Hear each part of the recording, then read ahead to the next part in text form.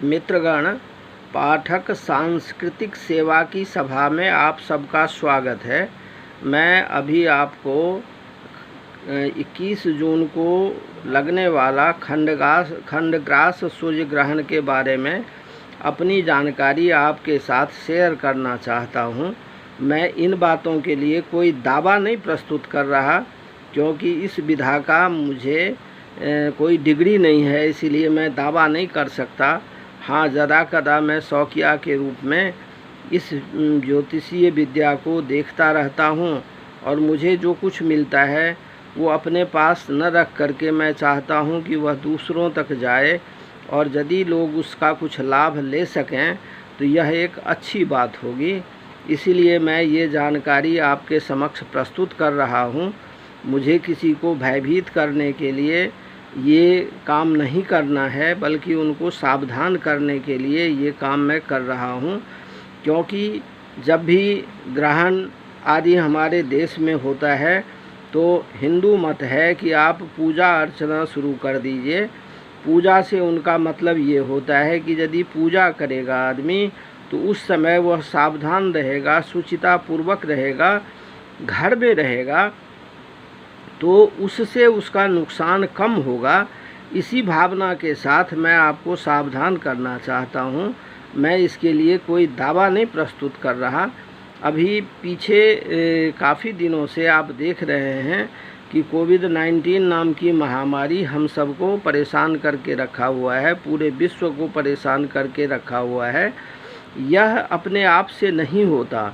जब ग्रह के गोचरीय स्थिति कुछ खराब हो जाते हैं, वो सारे के सारे ग्रह पाप प्रभाव में फंस जाते हैं। मैं आपको अपने पीछे की व्याख्या में बता चुका हूँ कि बृहस्पति और शुक्र दो शुभ ग्रह ऐसे हैं जिनका सर्वाधिक प्रभाव मनुष्य जाति पे पड़ता है। तो जब जब ये अधिक पापी हो जाते हैं, पाप प्रभाव में आ जाते हैं, तो मनुष्य जाति को या तो बीमारी का सामना करना पड़ता है, या युद्ध का सामना करना पड़ता है, या अकाल का सामना करना पड़ता है। अर्थात ये दोनों सुख के ग्रह हैं। इनके पाप प्रभाव में आने से ही हमारी गरीबी बढ़ जाती है, चाहे वो जिस तरह से भी आप लें, होता यही है। तो इस समय ये जो ग्रहण है ये भी हमें कुछ न कुछ सूचना दे रहा है, और हम तो इस टाइम फंसे हुए हैं कोविड-19 में। लेकिन जो कूटनीतिक व्याख्या इस टाइम मैं देख रहा हूँ कि विश्व स्तर पर कहीं यह महामारी बहुत बड़ा युद्ध को न जन्म दे दे, क्योंकि नासमझ लोगों की पृथ्वी पे कमी नहीं है। इसीलिए इस समय धैर्य और संयम की बहुत आवश्यकता है, सावधान रहने की बहुत आवश्यकता है। तो मैं आपको वही बताने जा रहा हूँ। ये खंडग्रास सूर्य ग्रहण 21/6 को लग रहा है। आरंभ इसका 10 बज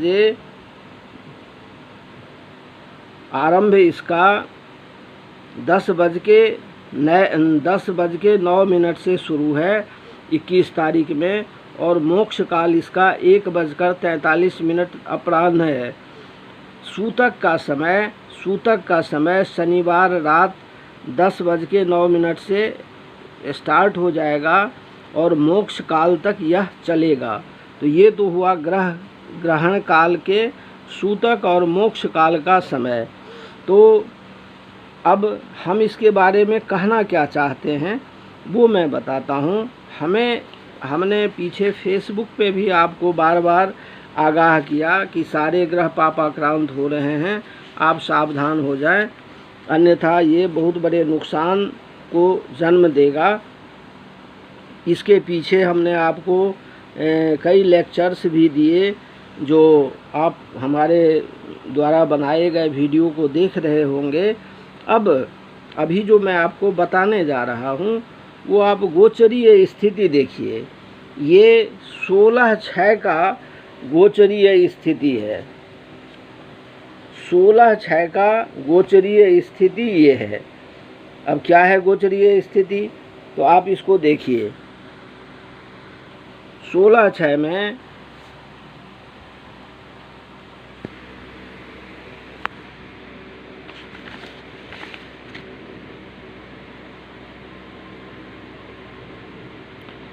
16/6 में मकर में बृहस्पति और शनि हैं, धनु में केतु हैं,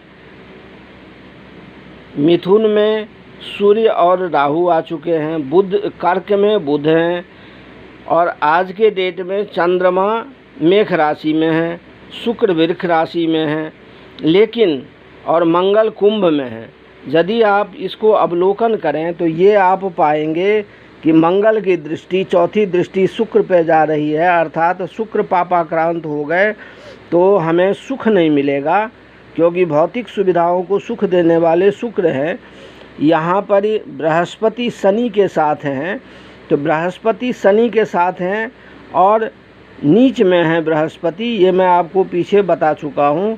इसीलिए बृहस्पति यहाँ बहुत ही कमज़ोर स्थिति में है, तो बृहस्पति से जो हमें धन और ज्ञान मिलेगा वो भी नहीं मिलेगा। और राहु मिथुन में है, तो मिथुन में जब भी राहु आते हैं तो वो वैसे माने तो जाते हैं कि वो उच्च के हैं और बुध जैसे फल करेंगे, लेकिन मैंने देखा है कि राहु जब जब मिथुन में आते हैं तो अमेरिका या कई देशों का वो नुकसान करके जाते हैं। अब ये तो हुई एक बात कि आज की जो गोचरीय स्थिति है वो यह है। अब मैं आपको 20 तारीख की गोचरीय स्थिति बताता हूँ। उस दिन चंद्र और शुक्र हैं वृष में, चंद्र और शुक्र हैं वृष में, सूर्य और राहु हैं मिथुन में, बुध हैं कर्क में, केतु हैं धनु में, बृहस्पति और शनि हैं मकर में, और मंगल अब आ गए मीन में। जब मंगल मीन में आ गए तो ये अब क्या प्रभाव डाल रहे हैं तो इसको देखिए। 1 2 3 एक पाद से, एक चरण से ये चंद्र और शुक्र को देख रहे हैं। चंद्र और शुक्र की स्थिति खुद ही अच्छी नहीं होती, ये मतलब अच्छा फल नहीं करते। चौथी दृष्टि 1 2 3 4 जो मंगल की पूर्ण दृष्टि होती है उससे वो सूर्य और राहु को देख रहे हैं। ये बड़ा ही भयावह स्थिति है, क्योंकि सूर्य जैसे ही राहु से युक्त होते हैं तो ग्रहण योग हो जाता है।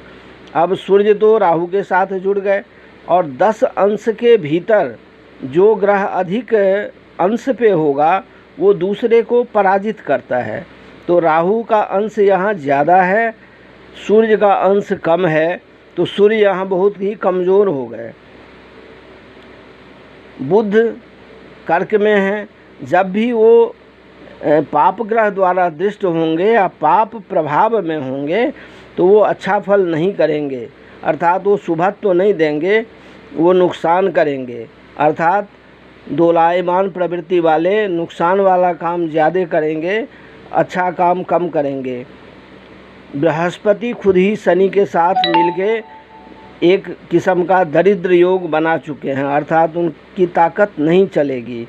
तो अब आपने देखा कि 20 तारीख में भी ऐसी स्थिति बन रही है कि सारे के सारे ग्रह पापाक्रांत हैं, हमें कुछ शुभ फल मिलने वाला नहीं है। अब ये ग्रहण से पहला दिन है, उससे पहले वाले दिन की चर्चा की मैंने। अब ग्रहण वाले दिन, अब यहाँ से चंद्रमा आगे बढ़ेगा, वो भी मिथुन में जाएगा और ग्रहण योग में फंस जाएगा। मंगल की दृष्टि चौथी है, वो वहाँ पे पहुँच रही है। अब परिणाम क्या होगा कि यह सूर्य और चंद्र जब राहु के साथ आते हैं तो पूर्णतः पापी हो जाते हैं, उनकी ताकत कुछ होती ही नहीं है, वो शुभ फल कुछ करते ही नहीं। इसलिए अधिकांशतः वो लोग आत्महत्या करते हैं या फांसी लगाते हैं जिनका सूर्य या चंद्रमा बहुत ही कमज़ोर होता है, वो इस काम को ज़्यादा करते हैं। और अधिकतर ये उस समय में करते हैं जब चंद्र और सूर्य पापाक्रांत हो जाते हैं या होने वाले होते हैं, तो सूर्य के साथ चंद्र आ जाएंगे, राहु वहाँ पे पहले से हैं, तो ये एकदम से पाप प्रभाव में आ गए दोनों, और मंगल की दृष्टि उसको और अधिक पापी बना दिया। तो शुभ फल तो हमें कुछ भी नहीं मिलने वाला इस जगह से। और बृहस्पति नीच के हैं, वो भी बहुत कमज़ोर साबित हो चुके हैं। मंगल यहाँ पे शुक्र को एक चरण से देख रहे हैं, तो वो भी पूर्ण शुभ नहीं रहे। केतु राहु का सामने सामनी दृष्टि होता है, इसलिए उसके और वो दोनों बड़े ही पापी ग्रह हैं। इसके बारे में आप सब जानते हैं और मैं बता भी चुका हूँ। तो कुल मिला के 20 की स्थिति तो जो थी 21 में आकर के ये एकदम से बिगड़ गई, क्योंकि सूर्य चंद्र राहु और ग्रहण भी उस दिन हो गया। मंगल 1 2 3 यहाँ पे शुक्र को देख रहे हैं एक चरण से, यहाँ पे उनकी पूर्ण दृष्टि है, अर्थात ये जितने राहु को और पापी बना दिया, सूर्य चंद्र को पापी हैं ही उनको, और उसके ऊपर से वजन पड़ गया। शनि यहाँ से बुध को देख रहे हैं, शनि की दृष्टि भी बड़ी खतरनाक होती है, बड़ा ही नुकसानदेह होता है, तो बुध भी पाप प्रभाव में आ गए। बृहस्पति स्वयं नीच के हैं। अब यहाँ और बातें क्या क्या विचारने योग्य है वो समझ लीजिए। ये मैंने आपको गोचरीय स्थिति बताया कि गोचर में ये सारे के सारे ग्रह पापाक्रांत हो रहे हैं। अब इसके अतिरिक्त देखिए कि और क्या क्या होता है। आपने गोचर में देखा कि सूर्य राहु चंद्र सब के सब मिल रहे हैं और ग्रहण योग में जाके वो फंस चुके हैं। ऊपर से मंगल की दृष्टि है, अर्थात अधिक पापमय हो गए। अब और जानकारी ले लीजिए कि सूर्य चंद्र हमेशा मार्गी होते हैं, मतलब आगे की तरफ चलते हैं। मार्गी मतलब आगे की तरफ जाना। मंगल आगे भी जाते हैं, पीछे भी आते हैं। आगे जब जाएंगे तो मार्गी बोलेंगे, पीछे जब जाएंगे तो बकरी बोलेंगे। अब इस टाइम मार्गी कौन कौन है और बकरी कौन कौन है तो ये देख लीजिए। 20 तारीख में सूर्य मार्गी हैं, चंद्र मार्गी हैं, ये दोनों हमेशा मार्गी होते हैं। मंगल मार्गी हैं, तो ये 3 ग्रह तो मार्गी हैं। लेकिन बुध, बृहस्पति, शुक्र, शनि, राहु, केतु, ये 6 के 6 ग्रह बकरी हैं। अब इसमें कौन किस फल को देंगे? तो बुध बकरी होने पे अशुभ हो जाएंगे, क्योंकि एक सिद्धांत है ज्योतिष का कि जब शुभ ग्रह बकरी होते हैं तो वो पाप फल करते हैं। बहुत लोग इसको अति शुभ मानते हैं, लेकिन अति सर्वत्र वर्जयेत, ये भी संस्कृत में एक श्लोक है कि अति सर्वत्र वर्जयेत, इसीलिए उसको हम अशुभ फल ही मानेंगे। शुभता उसमें कम होगी, अशुभता ज़्यादा होगी।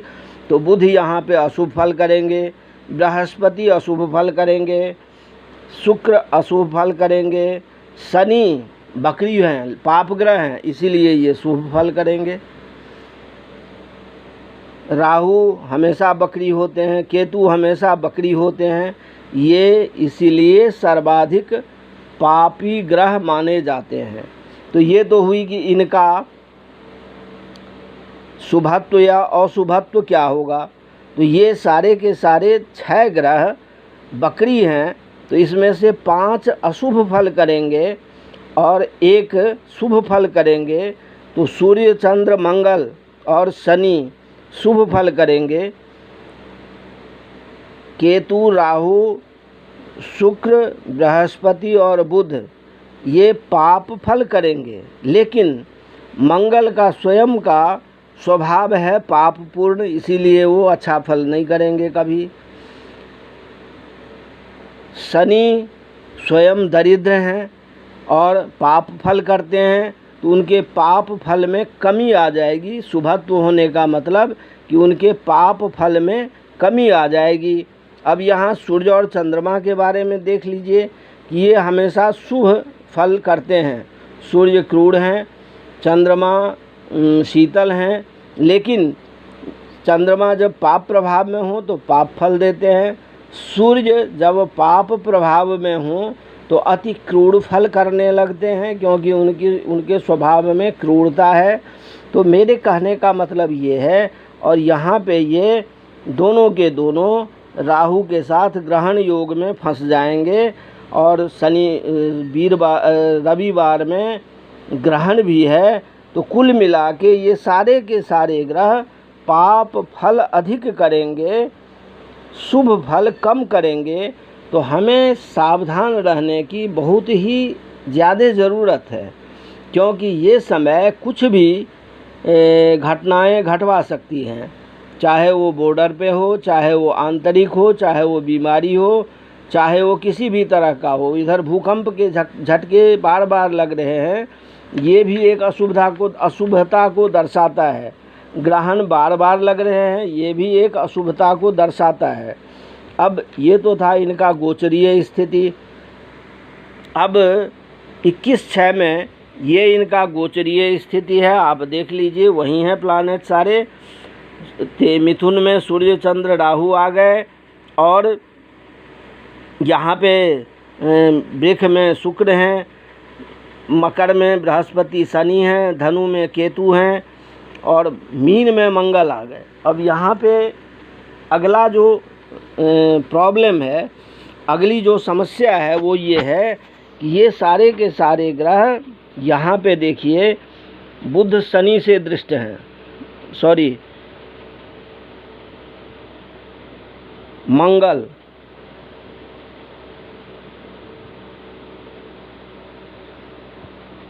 एक दो तीन, मंगल पर शनि की पूर्ण दृष्टि जाती है, बुध पे शनि की पूर्ण दृष्टि जाती है, अर्थात मंगल को और ज़्यादा खराब कर दिया शनि की दृष्टि ने, बुध को पापमय बना दिया।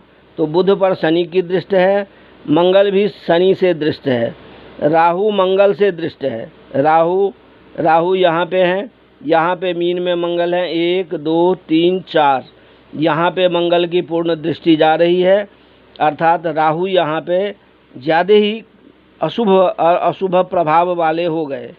और यहाँ पे सूर्य चंद्र ग्रहण योग में फंस गए। तब हमारे लिए तो हर जगह अंधेरा ही अंधेरा है, एक किस्म से अशुभता का मतलब अंधेरा ही अंधेरा है। शुक्र थोड़ी बहुत रक्षा कर सकते हैं, लेकिन एक तरफ मंगल से 1 2 3 एक चरण की दृष्टि आती है, और शनि की 1 2 3 4 5, यहाँ पे शनि की भी 5वीं दृष्टि है, जो 2 चरण की मानी जाती है। वो मित्र दृष्ट होता है, मित्र स्वभाव वाला दृष्टि है। लेकिन यहाँ पे शुक्र अपने घर के भी हैं, फिर भी आगे ग्रहण योग है, तो ये अच्छा संकेत नहीं दे रहा। क्योंकि बुराई के सामने अगर अच्छे लोग चुप रह जाए तो बुराई को बढ़ावा मिलती है। तो वही स्थिति यहाँ शुक्र की हो रही है, वो कुछ अच्छा फल करने वाले नहीं हैं। इससे भी खराब स्थिति नवांश में है। अब नवांश में क्या हो रहा है, तो यहाँ देखिए गोचरीय स्थिति में सारे ग्रह पूर्णतः पाप प्रभाव में हैं, अर्थात हमें शुभ फल नहीं देंगे। यहाँ पर इनकी स्थिति क्या है, ये हमने 2:20 पर 1:43 पे हमारा मोक्ष काल है ग्रहण का, और 2:20 के आसपास हमने ये लिया हुआ है। तो आप ये समझिए कि सूतक काल के बीच में एक दिन पहले से एक दिन बाद तक कई प्रकार की घटनाएं घटती हैं। तो इसमें क्या है कि 2:20 के आसपास शुक्र बुध एक साथ हैं, लेकिन शनि की यहाँ से दृष्टि है 1 2 3 नवांश में। मंगल और बृहस्पति, मंगल यहाँ पे नीच में आ गए, अर्थात एक तो मंगल पाप ग्रह हैं और नीच में आ गए नवांश में। इसका मतलब वो अधिक ही ज़्यादा पाप फल करेंगे। बृहस्पति को उच्च दृष्टि से देख रहे हैं, लेकिन बहुत फ़ायदा नहीं होगा। बृहस्पति मंगल को उच्च दृष्टि से देख रहे हैं, लेकिन बहुत फ़ायदा नहीं होगा, क्योंकि ये दोनों के दोनों स्वयं पाप प्रभाव में फंसे। एक नीच में है, ये भी नीच में है, दोनों नीच में हैं। फिर बृहस्पति बकरी है, इसका मतलब वो पाप हैं।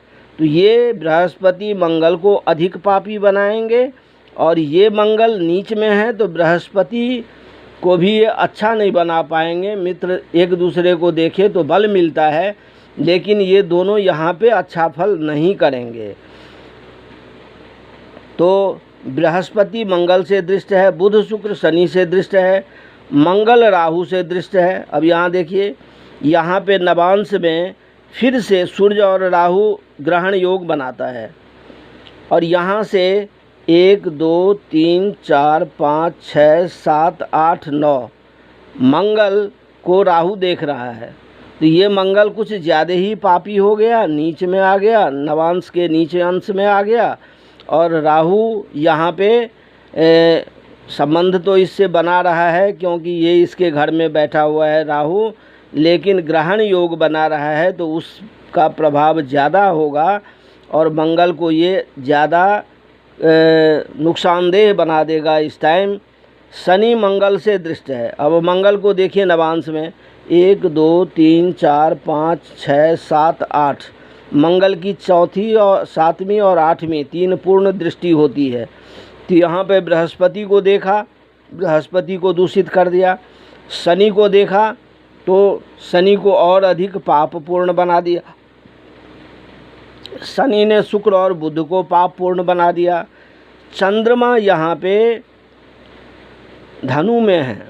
अब धनु के चंद्रमा बहुत अच्छे नहीं फल करते, बहुत अच्छे फल नहीं करते, गंड नाम का योग बनाते हैं, इसीलिए ये अच्छे फल नहीं करते यहाँ पे। और पीछे भी मैं बता चुका हूँ कि धनु में जाके लगभग सारे ग्रह फंस जाते हैं, तो यहाँ पे चंद्रमा नवांश में अच्छा फल नहीं करेंगे।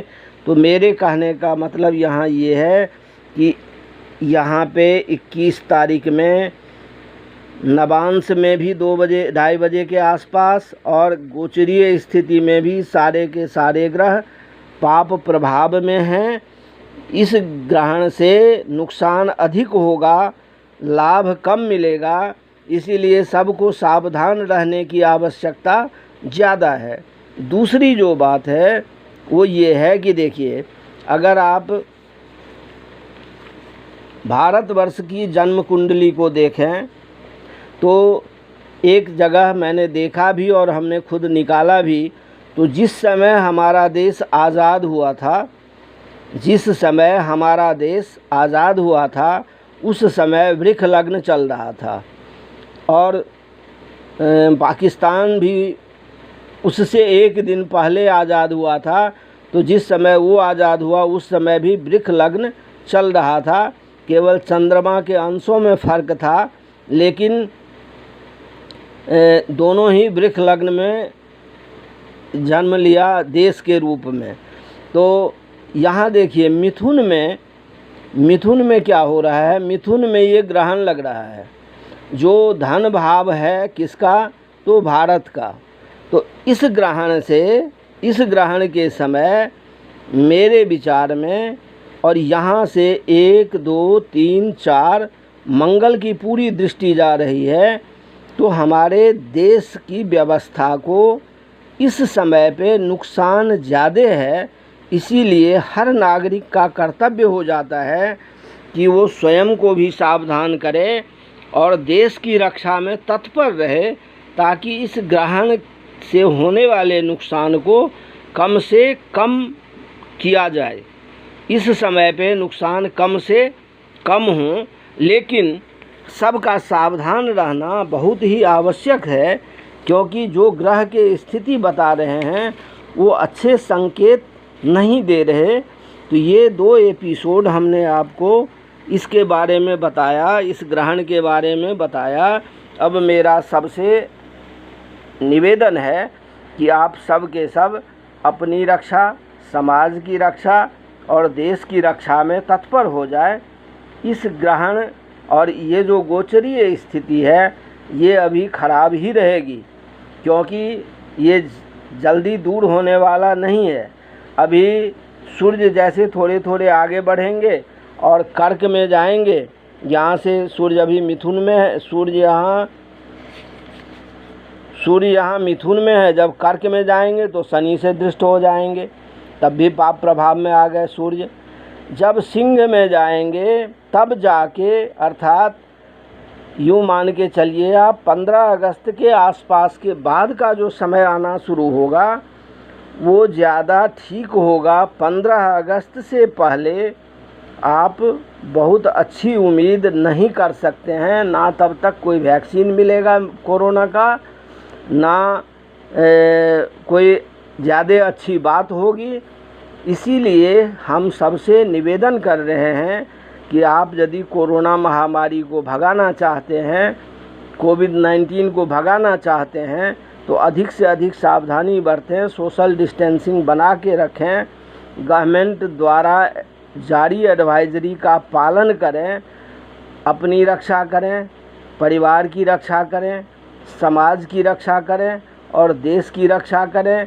इसके साथ साथ पूरे विश्व के लिए हम जैसे सर्वे भवन्तु सुखिनः सर्वे सन्तु निरामयाः की बात, सर्वे पश्यन्तु भद्राणि माँ कश्चित् दुर्भाग् भवेत् की बात करते हैं, उस धारणा से विश्व कल्याण के लिए भी काम करें। इसके साथ मैं वाणी को विराम देता हूँ। धन्यवाद। जय माता दी।